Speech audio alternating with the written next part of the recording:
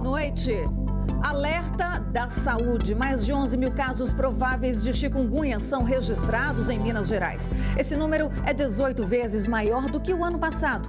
Indústria do crime. Homem é preso suspeito de fabricar armas em Ribeirão das Neves. Morte em Venda Nova. 4 pessoas são indiciadas por homicídio de guarda municipal. Parceria público-privada. Prefeitura prevê implantação e modernização de 180 mil pontos de luz da capital. Decisão do STF. Governador de Minas, Fernando Pimentel, poderá ser processado sem a autorização da Assembleia Legislativa. Esses são os destaques do jornal Band Minas de hoje.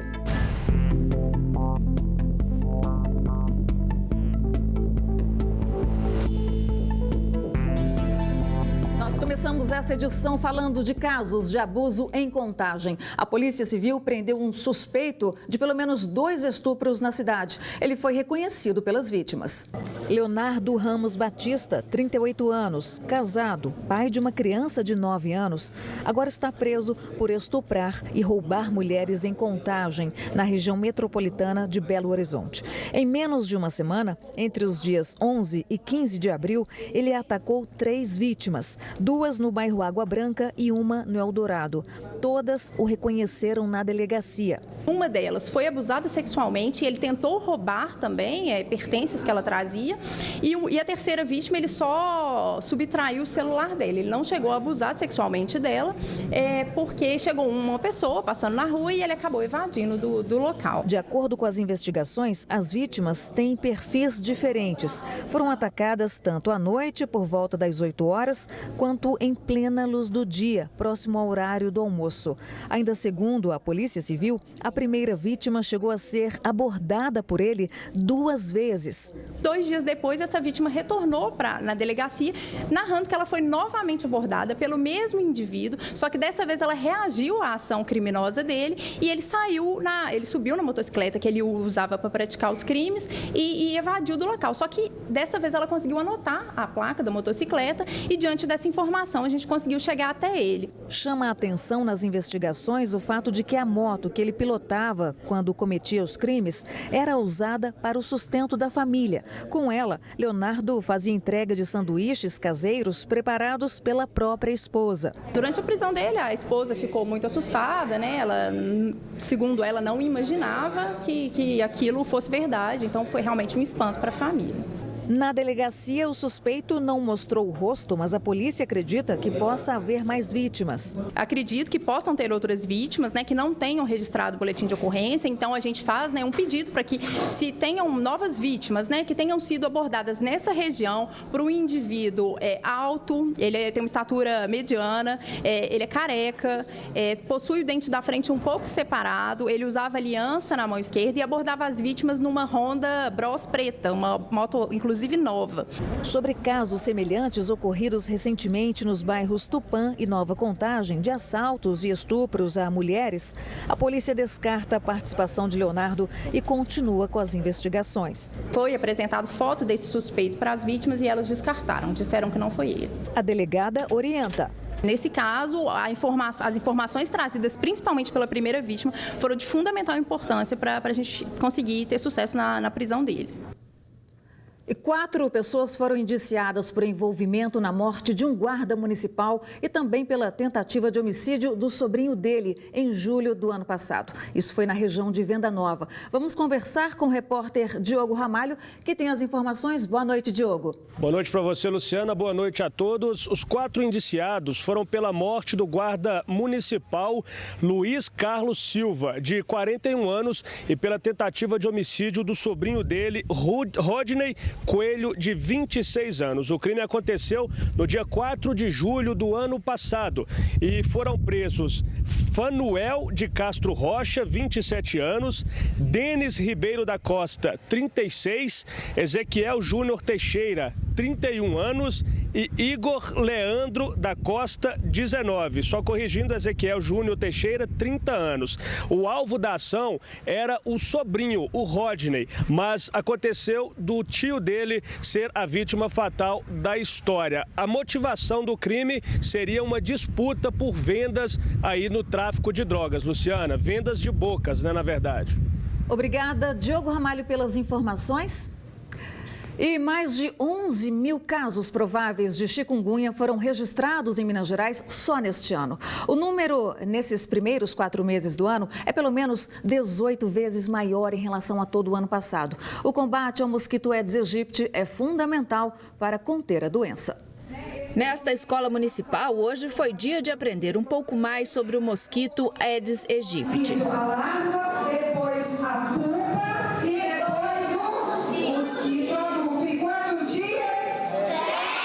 10! Muito bem. Os alunos se divertiram com o vídeo e as brincadeiras da ação do Mobiliza SUS. E apesar das risadas, por aqui eles sabem que o assunto é sério. Eu acho que isso é muito importante, porque a gente tem que tomar muito cuidado com a dengue. A ação estratégica contra o mosquito Aedes aegypti, transmissor da dengue, zika, chikungunya e febre amarela, acontece em áreas de grande circulação de pessoas, como escolas e metrô. O Mobiliza SUS quer fazer o trabalho de formiguinha junto à população. Nós queremos atingir todo mundo.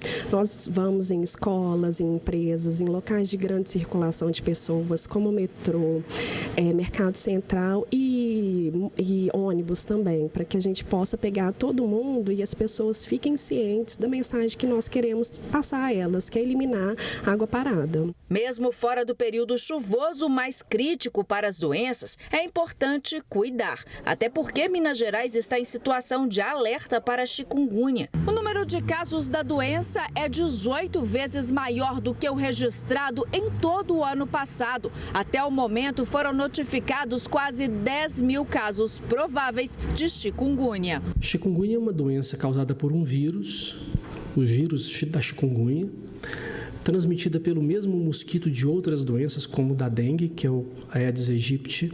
A doença apresenta sintomas semelhantes aos da dengue. Dentre os sintomas comuns, nós podemos citar febre, muita dor de cabeça, dores no corpo, muita indisposição, perda de apetite, manchas pelo corpo. Agora, o que chama muito atenção em relação à chikungunya é que as inflamações nas grandes e pequenas articulações são mais comuns e mais proeminentes, mais fortes.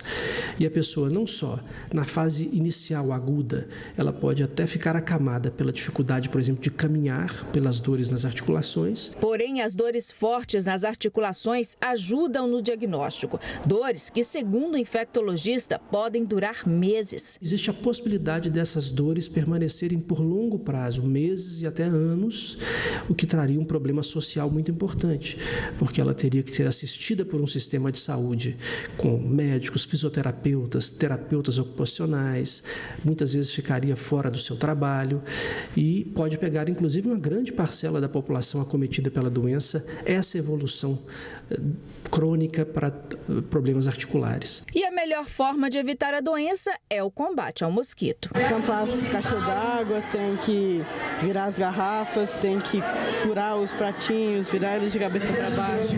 Como nós não temos vacina, a única forma é conter o mosquito transmissor. Se cada um não fizer a sua parte, nós não vamos conseguir efetivamente conter esse eventual surto que está aí se anunciando, inclusive na região metropolitana. Pois é, se cada um fizer a sua parte, juntos vamos conseguir combater esse mosquitinho.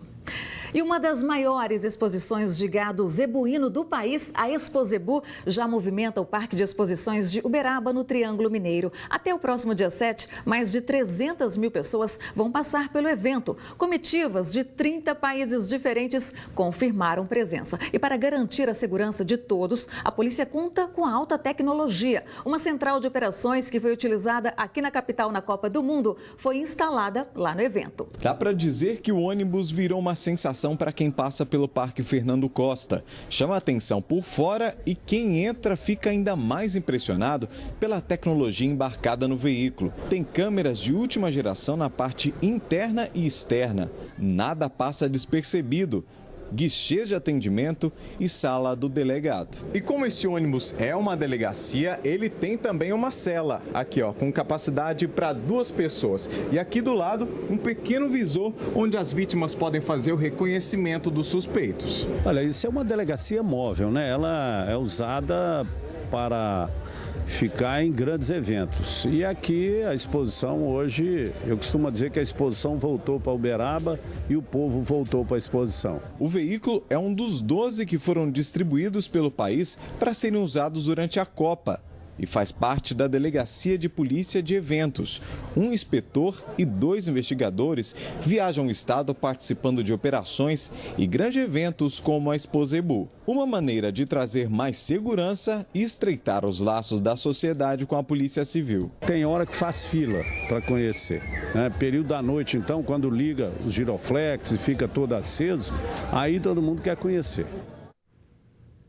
A polícia prende um jovem suspeito de fabricar armas em Ribeirão das Neves, na região metropolitana. As informações depois do intervalo.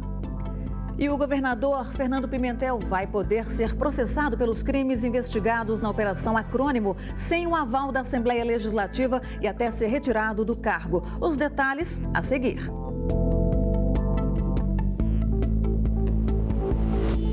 A Polícia Militar descobriu uma casa usada para a fabricação de armas em Ribeirão das Neves, na região metropolitana de Belo Horizonte. Na noite desta terça-feira, um suspeito foi detido na residência do bairro Menezes. Segundo a polícia, a corporação chegou ao local por meio de uma denúncia anônima. Lá foram apreendidos materiais usados para fabricar armas e uma submetralhadora. E já em condições de uso, inclusive. O jovem, preso de apenas 21 anos, já tinha passagem pela polícia pelo mesmo crime e também por uso de drogas.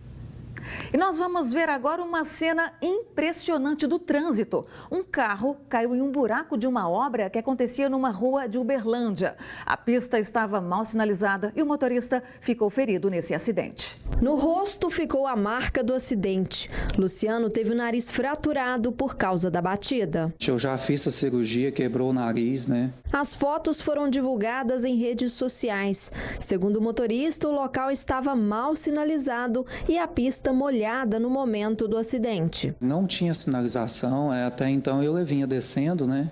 Aí, aproximando, eu vi um barranco. Eu frear o carro, como estava muito chovendo, muito barro, ele acabou escorregando e eu acabei caindo dentro da vala. O acidente foi nesta avenida, no bairro Chácaras Tubalina, em Uberlândia. Além dos prejuízos com o carro, o motorista ainda teve vários objetos furtados, mesmo tendo deixado o veículo trancado. Porque na hora que aconteceu o acidente, eu fraturei o nariz, né? Como estava muita perda de sangue, aí eles me levaram para o AI, mas ainda eu consegui trancar o carro. Eu retornar no local, eles quebraram o vidro e saquearam meu carro tudo.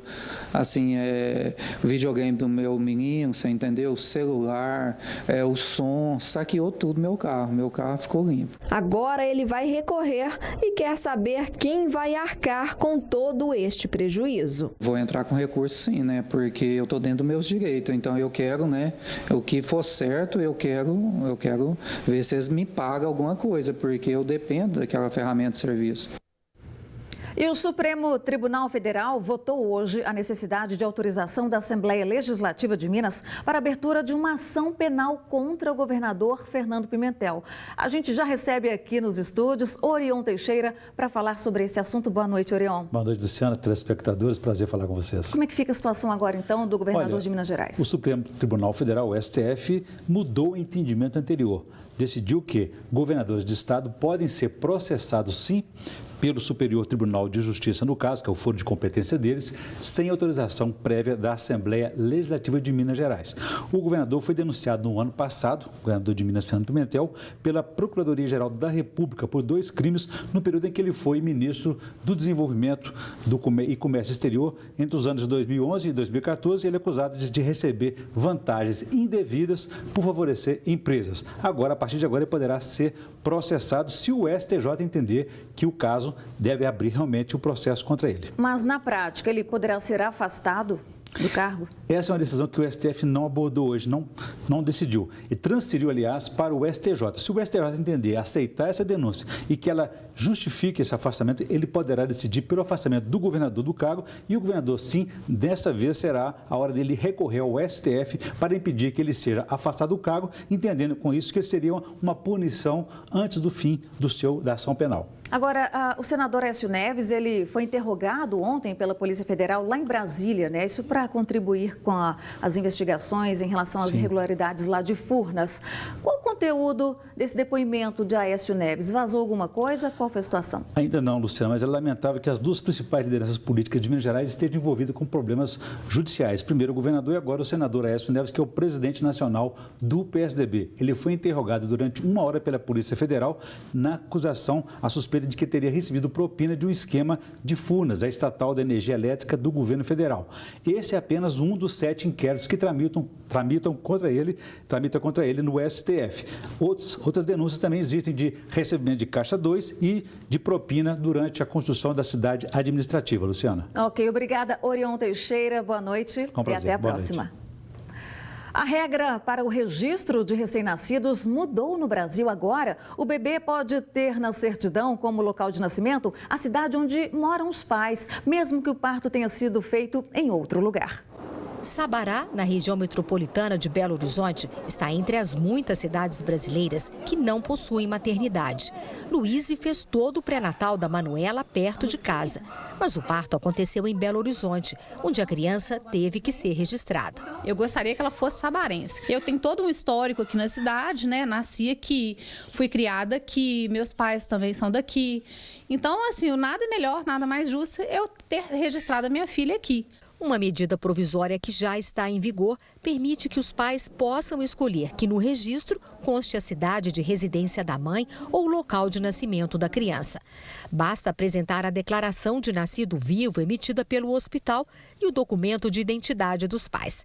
Com isso, cidades como Sabará passam a ter o direito de registrar os nascidos na sua localidade. A mudança também pode ajudar o governo federal a ter números mais precisos sobre a população de cada município. Os dados podem ajudar no controle de natalidade e nas ações e políticas públicas, como na área da saúde, por exemplo. Luíse aprovou a novidade. Essa nova lei vai dar a oportunidade dos pais em registrar a criança onde eles desejam, vai poder dar continuidade às raízes que ela tem desde nascida, né?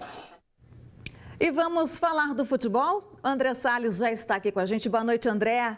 Bom, logo mais Cruzeiro entra em campo pela Copa do Brasil e contra a Chape, não é isso? Exatamente. Boa noite, Luciana. Boa noite para todo mundo que acompanha o Jornal Band Minas. É daqui a pouco, né? 9h45 da noite. Jogo válido aí pelas oitavas de final da Copa do Brasil. E o Cruzeiro prometendo, Luciana, força máxima para fazer um bom resultado aqui no Mineirão. Mata-mata é assim, né? Você tem que fazer um bom resultado para ir com mais tranquilidade. Jogar lá na Arena Condá, no sul do país, é sempre muito complicado.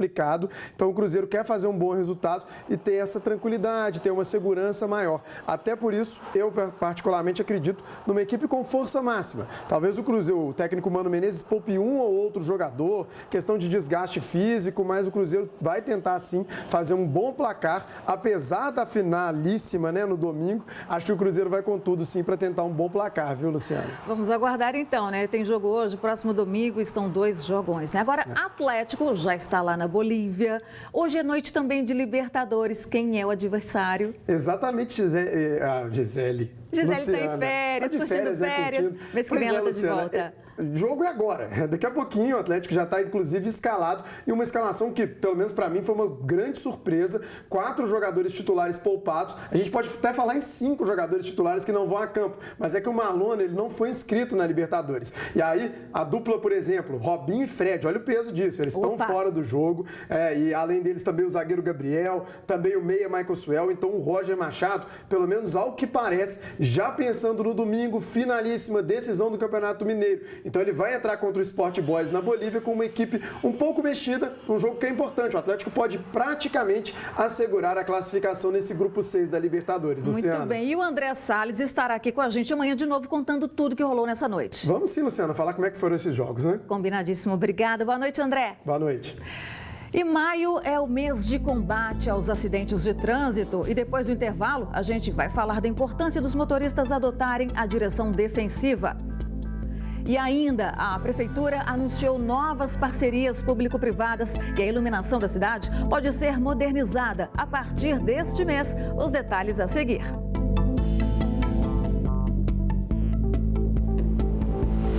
Estamos de volta e vamos saber como vai ficar o tempo amanhã. O dia deve ser parcialmente nublado, então vamos dar uma olhada aqui na previsão do tempo. Em Belo Horizonte e região metropolitana, as temperaturas variam entre 15 e 26 graus. Não vai chover e a umidade relativa do ar fica em torno de 40%. Já na sexta-feira, céu nublado, os termômetros ficam entre 15 e 27 graus. Por enquanto, a previsão para o sábado é de pancadas de chuva durante o dia. O céu fica parcialmente nublado e as temperaturas vão variar entre 16 e 27 graus. E a partir deste mês entra em vigor a parceria público-privada para a iluminação aqui da capital. O projeto prevê a modernização de pontos de luz da cidade. O anúncio foi feito hoje pela Prefeitura e a gente volta a falar com o repórter Diogo Ramalho, que tem as informações. Diga lá, Diogo. Olha só, Luciana, 496 milhões de reais serão investidos na instalação de 180 pontos de iluminação aqui em Belo Horizonte. A decisão foi tomada numa reunião na tarde de hoje, em que o Poder Público fez um balanço das parcerias público-privadas que estavam em vigor e negociação na capital. A partir do dia 25 de maio, a empresa vencedora tem 3 anos para a instalação de todos os pontos. Em nota, a assessoria da Prefeitura de Belo Horizonte informou que, por decisão do prefeito Alexandre Calil, 60% das instalações serão feitas nas periferias da cidade e o restante nas áreas centrais. A Prefeitura irá investir 100 milhões de reais e a empresa, como eu disse, que venceu aí, investirá o restante, ou seja, 396 milhões de reais para a geração de uma economia de 45% no gasto dessa energia. Obrigada, Diogo Ramalho, pelas informações. Boa noite para você. E começou o mês de maio e com ele mais uma campanha contra os acidentes de trânsito. É o Maio Amarelo, que tenta conscientizar os motoristas sobre a direção defensiva. As atividades do Maio Amarelo em Uberaba começam nesta quinta-feira, a partir das 9 horas, no calçadão da Arthur Machado e também na área central da cidade. Quem tem mais informações, Hélio Reis, chefe da seção de educação do trânsito da Prefeitura de Uberaba. Hélio, que está sendo programado para mais um Maio Amarelo. Então, mais um Maio Amarelo. Dessa vez nós estamos aí com a frase "Minha escolha faz a diferença no trânsito". Então, o Maio Amarelo ele vem para proporcionar aí várias atividades, né? São 20 dias de atividades, justamente para reduzir a questão dos atropelamentos, dos acidentes de trânsito, a questão da obediência da faixa de pedestre. Nós vamos bater muito a questão da faixa. Serão vários locais aí na cidade esse trabalho. São atividades intensas com todas as polícias, inclusive um trabalho será feito na BR-050, no posto da Polícia Rodoviária Federal, um outro na 427 e o restante dos trabalhos nas áreas urbanas. São pontos específicos que a polícia passou para a gente, são pontos onde ocorrem vários acidentes de trânsito. Então, a gente vai estar percorrendo esses pontos com vários patrocinadores, várias pessoas, várias escolas ajudando a gente fazer esse Maio Amarelo com que brilhe novamente aí na nossa cidade. E não é só em Uberaba, não. O Maio Amarelo acontece em todo o país. E atenção também ao volante nas estradas. O motorista precisa ficar atento à velocidade máxima das vias para não ser multado pelos radares. Esse é o assunto do comentário de hoje de Paulo Navarro. Olá, no Google não tem perigo. Procurem lá o texto. Radares viram armadilha para motoristas na BR-040 em Minas. Já quem encara real, como eu, no feriado, sofre. Radares na BR-040 entre BH e Rio são ratoeiras.